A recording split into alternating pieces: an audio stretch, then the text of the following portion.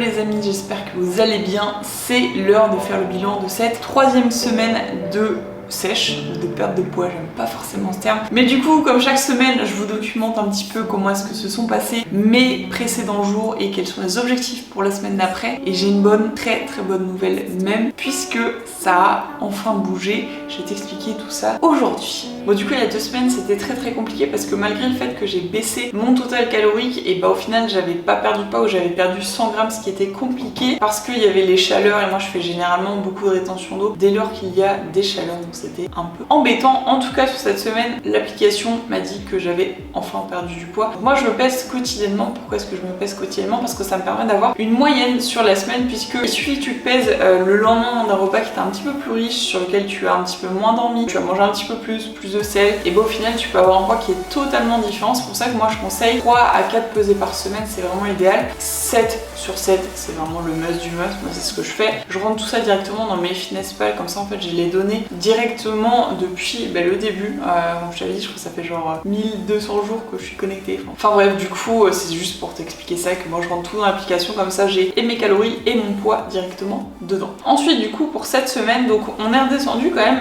à 62,3 au plus bas dimanche dernier, pardon. Ce fait qu'on avait démarré vendredi dernier à 63,4 kg et ce matin on a 62,5 kg, ce qui fait quasiment 1 kg de perdu sur cette semaine. Donc si on prend la moyenne, il y a quand même des jours qui étaient plus hauts, des jours qui étaient plus bas, mais globalement sur la semaine j'ai quasiment perdu 1 kg. Si on prend le poids de départ de vendredi dernier à ce poids de départ vendredi, puisqu'on est le vendredi 1er juillet aujourd'hui, donc globalement 1 kg de changé. Et qu'est-ce que j'ai changé au final sur ma semaine au niveau de la nutrition, au niveau de l'entraînement? Et ben strictement rien, j'ai même fait moins de pas si je dis pas de bêtises. En fait cette semaine, pour être honnête avec toi, je l'ai subi, vraiment je l'ai subi. Là ça fait 2 jours que je ne m'entraîne pas parce que je suis complètement amorphe. J'ai vraiment littéralement plus d'énergie, c'est très compliqué pour moi de gérer. Alors est-ce que c'est le fait que j'ai baissé mes calories assez drastiquement rapidement, ou est-ce que au final c'est d'autres facteurs qui font que ça va pas? Donc je suis en train de revoir toute ma micronutrition avec Pauline. Donc Pauline, c'est la diététicienne qui me suit. Si vous la connaissez pas sur Insta, je vous montrerai quelques images ici.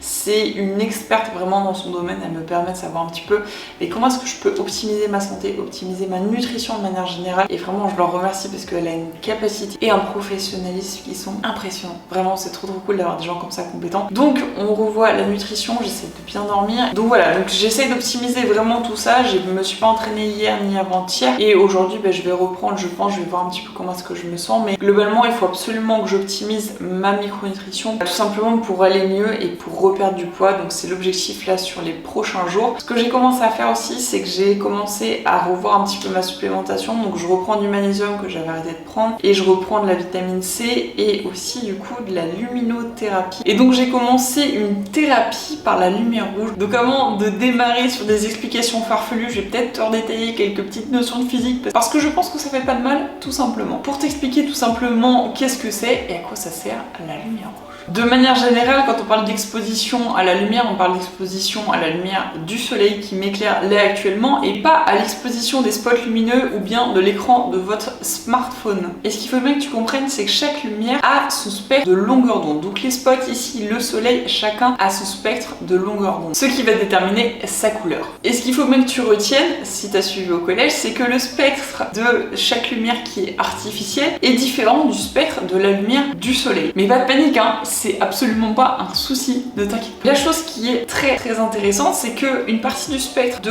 la lumière du soleil, donc qui m'éclaire là encore une fois actuellement, est infrarouge. En gros, ça chauffe, mais ça n'éclaire pas. Et c'est donc pour ça que majoritairement chez toi, tu as des lumières avec un spectre de lumière bleue, parce que les spectres de lumière bleue éclairent et ne chauffent pas. Pour que tu comprennes un petit peu plus en détail aussi, il y a un autre spectre de lumière qui est invisible, ce sont les ultraviolets. Les ultraviolets, tu les vois pas, et pourtant, ils sont là pour sécréter la stimulation de mélatonine au niveau de tes bras, et ça te fait bronzer ou cramer, tout simplement, ça dépend de ta peau. L'exposition à la lumière rouge, et plus précisément au spectre de lumière rouge, va avoir des effets qui vont être bénéfiques sur la fonction thyroïdienne par exemple. Je vais donc te lister les effets théoriques de la lumière rouge. Moi je suis en train de la tester, donc je te ferai une vidéo d'ici quelques mois pour te montrer un petit peu les effets que j'ai au niveau de mon corps. Mais globalement on va avoir un boost de la fonction thyroïdienne, une meilleure cicatrisation des blessures, une amélioration de la qualité de la peau, de la qualité des ongles, et des cheveux aussi également avec une meilleure repousse. C'est utilisé dans les traitements de la calvitie notamment. Selon certaines études pas forcément très sérieuses et il y en a beaucoup contredit. Donc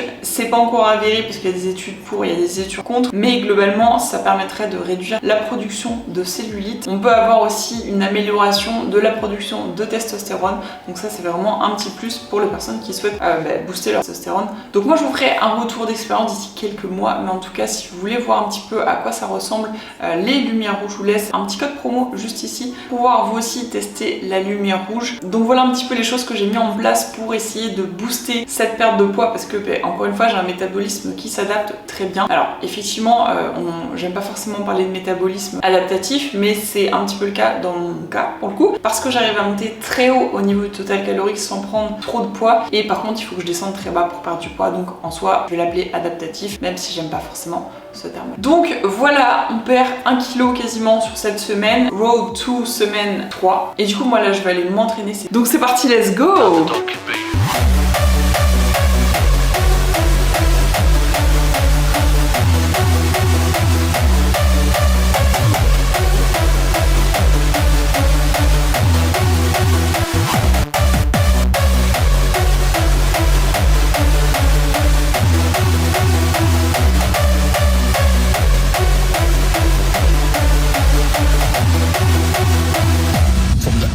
I rise, and it's been 10 long years since I've last seen your face. But by the forces of the Pakistani Sikh cunts, I will mog them all in the name of Ziz and Chesbro.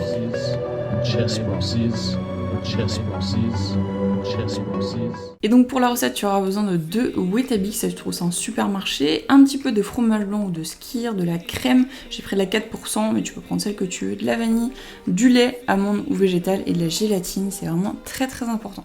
Donc dans un bol, première chose, tu vas venir délayer les feuilles de gélatine dans un peu d'eau froide, 5-10 minutes, ça suffira largement.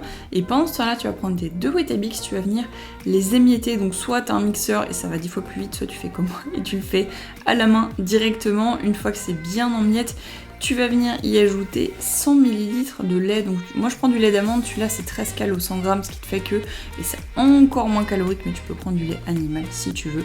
Un petit peu de vanille et tu viens mélanger ça. Et ce que tu vas faire, c'est que tu vas venir le placer 5-10 minutes grand maximum au congélateur ou alors un quart d'heure au frigo. Ensuite tu vas prendre un petit peu de fromage blanc, donc 250 g à peu près de fromage blanc, tu vas venir ajouter un peu de sucrant parce que forcément le fromage blanc sinon ça n'a pas trop de goût, et tu vas venir prendre 100 g de crème donc que tu vas venir faire bouillir au micro-ondes. Une fois qu'elle est bien chaude, tu vas venir y délayer les feuilles de gélatine une à une en mélangeant bien, et cette préparation donc avec les feuilles de gélatine et la crème, tu vas venir l'incorporer directement à ton fromage blanc, tu mélanges bien pour pas qu'il y ait de grumeaux. Tu déposes ensuite cette préparation sur ta base au Weetabix et tu vas laisser reposer le tout environ 2-3 heures au frigo, c'est vraiment ce que je te conseille. Et du coup ça te fait un volume énorme parce que le dessus c'est simplement des protéines avec un tout petit peu de fat et le reste en dessous c'est un tout petit peu de glucides. Tu vas venir prendre 120 g de framboises, moi je les prends surgelées, c'est meilleur je trouve. Tu les écrases et tu vas venir les déposer sur ton cheesecake. Et tu obtiens un cheesecake qui est très très faible en calories puisqu'on a moins de 400 calories pour le tout, ce qui vraiment, on va pas se mentir, est plutôt cool. Donc voilà, tu peux préparer ça la veille pour le lendemain, tu peux en préparer pour quelques jours et surtout tu vas te régaler, j'en suis persuadée.